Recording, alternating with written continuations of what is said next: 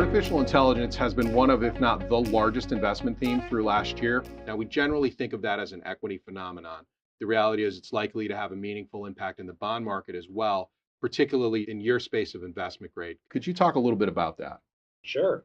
So the fourth quarter was really the big introduction for big tech in the investment grade market. These six names, Microsoft, Amazon, Alphabet, Meta, Oracle, Nvidia, really introduced themselves to the investment grade market.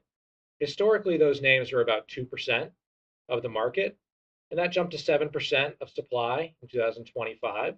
That jump may not sound like much, but all that supply really hit in a 6-week window from September to November. So in the fourth quarter, what we saw is those names represented 25% of the total supply. And what we care about more is net supply, which is how much new money does our market have to absorb. And the tech names represented nearly 75% of the net new money.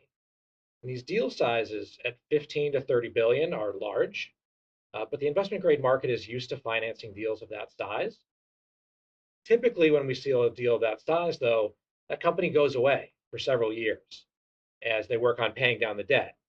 Here we have these mega deals where we have the prospect of additional mega deals coming in the quarters and the years ahead. You mentioned deals yet to come. How do you think the investment grade market will handle those deals? So we expect from 2025 through 27, we expect these names to represent roughly 10% of the total supply.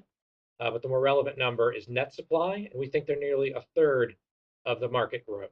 Looking forward 2 to 3 years after all that supply, we think if you look at the top 10 issuers in investment grade, you're going to have 7 banks and 3 hyperscalers.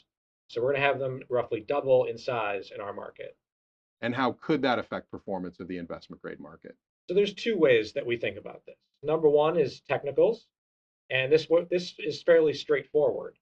More supply is a headwind to performance. On the fundamental side, it's a little bit trickier of a question. These names are high quality, and we don't expect that to change in 2026.